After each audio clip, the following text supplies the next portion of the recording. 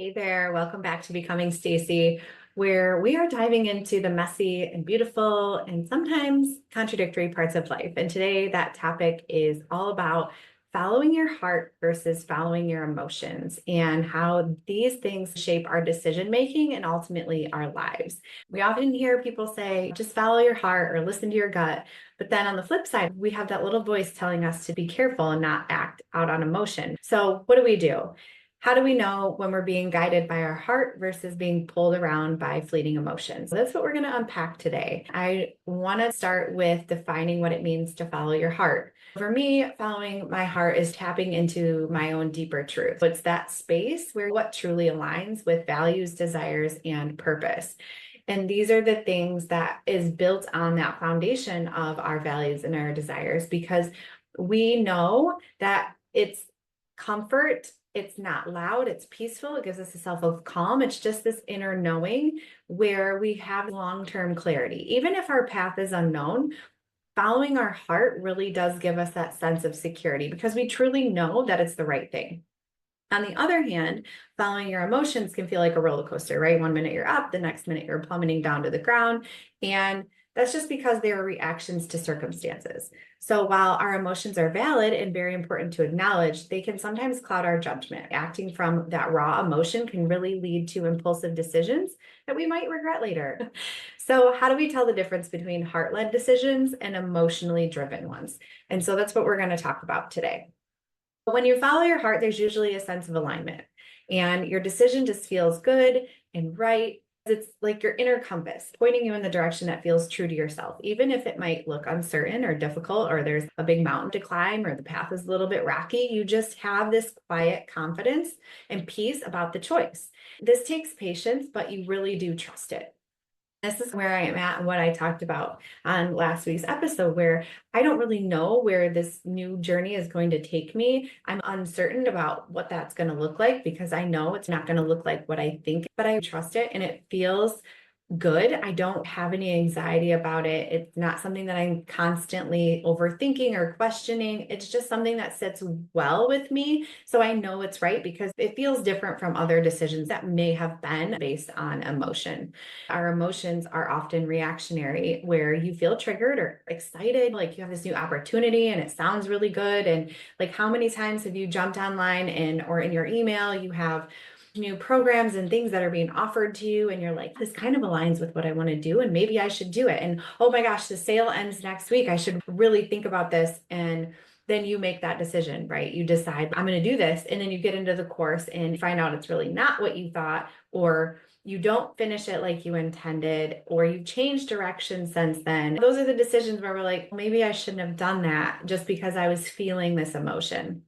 That's where the emotions drive that urgency factor. And that's why really good marketing hits on your emotions in the moment. Like, you're going to miss out. And if you don't do this right now, oh my gosh, like I'll never have the opportunity again. And it drives that urgency for us to push the purchase button. The decisions made from this heightened emotion tend to focus on immediate relief or satisfaction. That instant gratification of signing up feels good in the moment. We're like, yeah, this is so exciting, but it doesn't always serve our long-term growth or well-being. Those are the times when we're just like, oh, I'm not as excited as I was when I got the initial email or when I first signed up.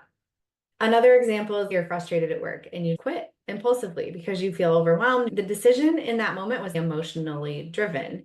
But had you have taken a step back and centered yourself and hit pause and reflected and asked yourself, is this really what my heart wants? Maybe the answer would have been different. Maybe ultimately it would have led you to leave your job anyways, but maybe your heart would have said, let's have a tough conversation with the boss first, or let's make a transition plan that aligns with your bigger goals so that you aren't stuck next week thinking, oh my gosh, what did I just do? I have no plan in place. Now what? The bills keep coming. I just quit my job. And then you think about it and you're like, maybe I made the wrong choice. And you just go into this downward spiral. Like I said, I've definitely made decisions from both places. I think we all have, in that from your heart and emotions, the outcomes are very different. Because when I followed my emotions, I found myself backtracking, cleaning up the messes, And coming to those crossroads, learning hard lessons. I don't regret those decisions because figuring out who you are because of those hard lessons. You really get to know yourself. The quicker we learn a lot about us. It can be helpful, but it's also a little bit discouraging because you're just like, I just, spent all that time or money and doing this thing that really wasn't for me because in the moment I thought it was a good thing. But on the flip side, when I followed my heart, even though the path was uncertain, it doesn't feel that it's going to be super easy necessarily. I do feel like I'm moving in the right direction. So even when we know something is right for us, we still have that resistance. Resistance is something that we can sense. There's this barrier, right? We just feel like we're at this crossroads or the bottom of the mountain. And it could be fear, it could be self-doubt, it could be some of the circumstances around you that are making this feel impossible. It gets tricky because something is heart-led. It doesn't mean it's going to feel easy, right? I don't know what this is going to look like. I know that this is going to be a little challenging at times, but the things that are right for us are going to come with that resistance. It's just how it works. So it's how bad do you really want this? That resistance can show up as fear, and it can be, we could be worried about other people's judgments. It can be about feeling like we're going to fail or feeling we need to play it safe because this isn't guaranteed and I don't know that I want to take that risk. But here's the thing, resistance doesn't mean that it's the wrong path, because I've done that. I felt that where I'm like, oh, I'm getting some resistance. Maybe I should pivot. Maybe I should change direction. But it's really just a sign that you're pushing towards a new level of growth. We talk about that. You hear it a lot. When you get that resistance, it just means that you're in an uncomfortable place and growth thrives in the discomfort. So if you're feeling resistant, it's actually a good opportunity to pause and ask yourself, what am I really afraid of here? Because sometimes the heart knows what's right, but we let that discomfort of the unknown stop us in our tracks and we just don't make any forward momentum. So allowing yourself that time and giving yourself that space to think about, what am I afraid of? What does this come down to? Because a lot of times it is the fear. And so for me, it's been a matter of just recognizing the difference between a real barrier, like something that truly can't be overcome right now, and a mental block like fear or doubt that's just keeping me stuck. So is it something that I honestly cannot overcome right now because of a financial barrier? And even that is self-limiting, because I know plenty of people that have found a way. When they really wanted to do the thing, they found the money. And I totally believe in that. But sometimes that is an impossible thing, is finances. Sometimes it is your schedule in your life. We can rearrange and prioritize and plan as best as we can, but even still, sometimes the timing of life, the season of life that you're in is just not possible. A lot of times it is a mental block where we're getting in our own way. We have a lot of doubt and fear, trying to protect ourselves from that discomfort. Following your heart requires courage. It's a brave thing to do because we are told a lot of times that we should follow our gut, but then we don't really have a blueprint as to what that looks like. And so we go into this wild west of following my heart, and I don't know what that looks like. But it just means that we're willing to feel the resistance and move through it anyways. Think about times in your life when you faced a barrier. Deep down though, even though that barrier was just staring you in the face, you knew that it was the right thing. And maybe it was leaving a relationship, maybe it was starting a business or setting a boundary with somebody. The resistance, it really felt strong. But once you moved through it, you realized that the barrier was never as big as it seemed. Usually the climb looks more intimidating than it actually is. And once you start to climb and you look back down, you're like, oh my gosh, look at how far I've come. And yeah, it's been challenging, but I think I can make it to the top. You just keep going. Sometimes the barrier is real, but it's really more about timing and strategy than a dead end. So maybe your heart is saying this is right for you, but the circumstance makes it feel impossible. And in those cases, it's not about giving up on the path, but rather finding a different way forward or waiting for the right moment. Like I had said about myself, is that I had been thinking about this path for myself for a really long time, but I honestly believe that I wasn't ready. The version of myself that was there at the time wasn't ready to step into that venture. Sometimes it is trying to find another way, an alternate path, and just waiting for the right moment. And I also believe in don't wait forever, don't analysis paralysis yourself, and definitely take steps towards that direction. For me, what that looked like is I just never stopped learning. I journal, I read, I do a lot of self reflection. What is it that I'm truly meant to do? What really lights me up? Always having those conversations on the forefront of my mind and trying to get to know me. And listening to your heart takes time because you have to know yourself.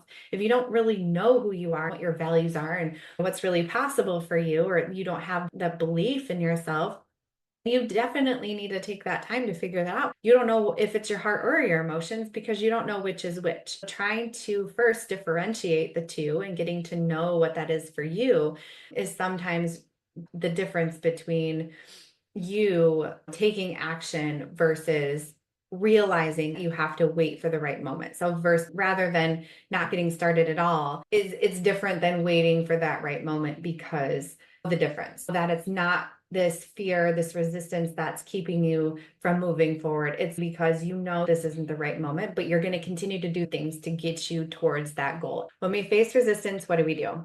First, we need to acknowledge it. Pretending that this mountain doesn't exist or trying to bulldoze through it is not going to help. Instead, give it a name. Okay, I'm feeling fear here, or the circumstances is blocking my way and it feels absolutely impossible. I am exhausted even thinking about taking the first step up that mountain. But once you identify it and give it a name, you can start to separate the real barriers from the ones that are made up or the ones we try to talk ourselves out of. Ask yourself, is this resistance because I'm growing? Is this a place where I'm feeling a little uncomfortable because this is something new or challenging? Or is it because I'm going against what's right for me? Do I know inside that this is not for me, but I'm going to try to force it anyways? Knowing that difference is going to be the key into getting through that resistance. And so growth-based resistance, it feels uncomfortable, but it's also exciting. Like you have this deep knowing that's continuing to push you forward. And it's giving you, like I said, that sense of peace and clarity that when you feel it, you know that's right for you. Resistance from the misalignment feels more like a heaviness or dread. This feels forced, like your heart's trying to tell you this isn't your thing. I've felt that before where I'm like, I'm just going to do it anyways. It's going to turn out good. This isn't the thing that's like super lights me up, but I'm going to do it anyway. Ultimately, it doesn't end well, or I end up quitting it, or just it never turns out the same way that when I've made a decision based on my heart alone and what really aligns with me. I've had both scenarios and I tried them multiple times. I've really tried to force myself into talking through this emotional decision where I'm like, no, it's fine. Just stick it out. It'll be fine at the end. And it never is the same.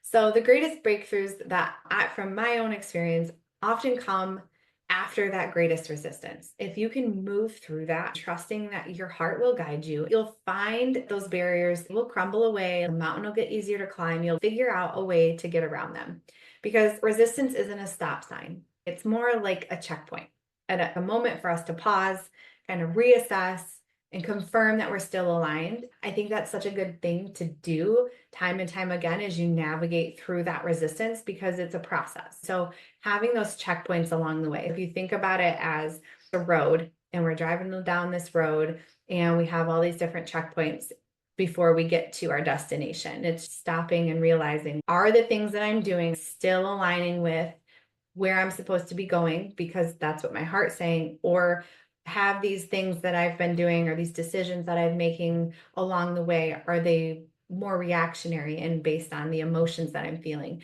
Because you can really start out following a path that it was heart-led, and then you let your emotions take the steering wheel and you get a little off path, and then you stop at that checkpoint and you're like, ooh, emotions, you need to get in the driver's seat again because you're starting to get off of that path. And so that's why it's super helpful to have those checkpoints. And then once you can push through that and you have that sense of accomplishment and clarity and that peace on the other side, you realize that it was worth every bit of the discomfort because and see what you're capable of when you really tune into what is meant for you.